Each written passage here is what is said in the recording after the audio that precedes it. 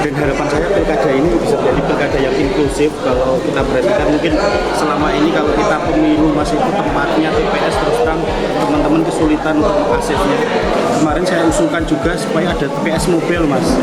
Jadi kalau disabilitas kan nggak cuma dari fisiknya aja, bahkan orang tua yang kena stroke itu kan termasuk disabilitas juga.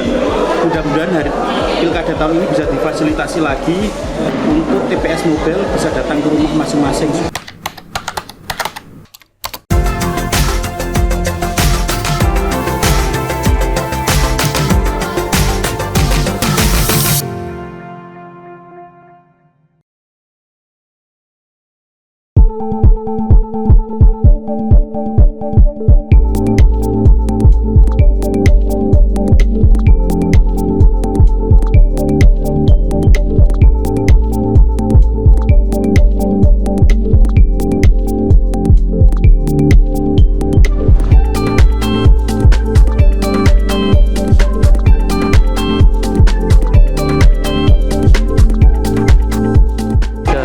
Terkait kegiatan ini, Pak?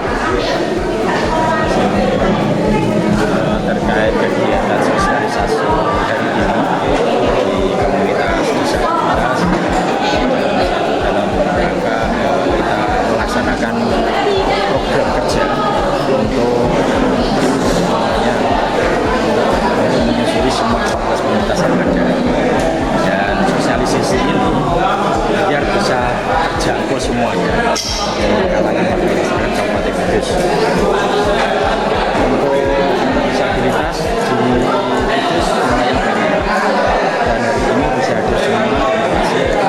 Mudah-mudahan nanti disabilitas dalam mengikuti pilkada Kudus nanti mudah-mudahan bisa mengikuti kegiatan yang baik, nanti dapat fasilitas di setiap TPS dengan baik dan dibantu teman-teman.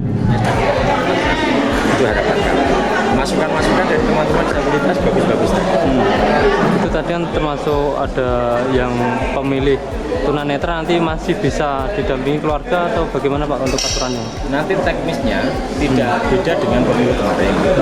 Di KPU tetap menyediakan alat bantu tunanetra, namanya ABTN, ya, alat bantu tunanetra kita juga sediakan. Adapun nanti di lapangan, kalau memang membutuhkan bantuan atau pendampingan dari keluarga, itu harus sesuai dengan aturan yang ada. Harus ada berita acara dan semuanya harus dilengkapi. Kalau terkait tidak ada petugas khusus untuk membantu teman-teman disabilitas ketika mau ke TPS, kan kadang ada yang tangga-tangga gitu, Pak. Itu sebenarnya petugas khususnya itu dari Trantip. Trantip dikhususkan untuk itu, membantu semua kebutuhan pemilih. Nah, cuman kadang sampai kemarin kalau kita dalam forum BIMTEK itu sudah jalan bagus. Di forum pada waktu pelaksanaan itu memang masih ada beberapa yang kurang paham atau belum memahami tugasnya. Dan mudah-mudahan nanti ke depan, kami sangat berharap nanti ke depan bisa paham lagi.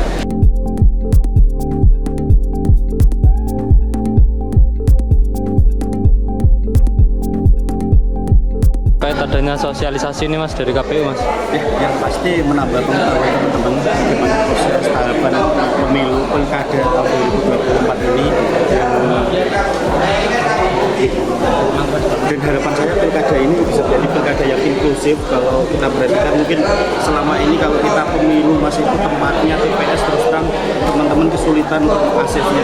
Semoga ini bisa menjadi masukan untuk penyelenggara pemilu termasuk KPU bahwa akses untuk ke TPS itu sangat penting. Bahwa pengalaman Mas Suryo ini tadi sempat sampai diangkat-angkat untuk masuk ke TPS, nah itu semoga menjadi konsen bahwa TPS itu harus terakses dan ramah bagi penyandang disabilitas. Total disabilitas sendiri di Kudus yang total ada berapa, Mas, kurang lebihnya? Kalau di total kami Mas, anggota semuanya ya? Keseluruhan disabilitas yang ada di Kudus. Nah itu ada 1000-an lebih, Mas, 1200-an lebih. Cukup banyak ya, Mas? Iya, yang punya hak suara itu sekitar kalau tahun kemarin itu 600, kalau sekarang hampir 700 mas yang mempunyai hak suara. Dan kemarin saya usulkan juga supaya ada TPS mobile mas. Oh. Jadi kalau disabilitas kan nggak cuma dari fisiknya aja, bahkan orang tua yang kena stroke itu kan termasuk disabilitas juga. Mudah-mudahan hari pilkada tahun ini bisa difasilitasi lagi untuk TPS mobile bisa datang ke rumah masing-masing supaya partisipasi masyarakat dengan disabilitas ini bisa meningkat. Mas, kalau menurut penjenengan selama ini setiap pemilu itu terhadap ramah disabilitas bagaimana mas? Jadi kalau pemilu proses yang paling penting sebenarnya pada saat proses coklit mas, untuk mengidentifikasi disabilitas ini di TPS mana. Nah terkait nanti pemenuhan hak akses termasuk hak akses di TPS itu sangat penting, dan kurangnya template untuk teman-teman tunanetra sempat dikeluhkan juga. Itu jadi termasuk penghambat pemilu yang inklusif ini mas, pemilu yang ramah disabilitas.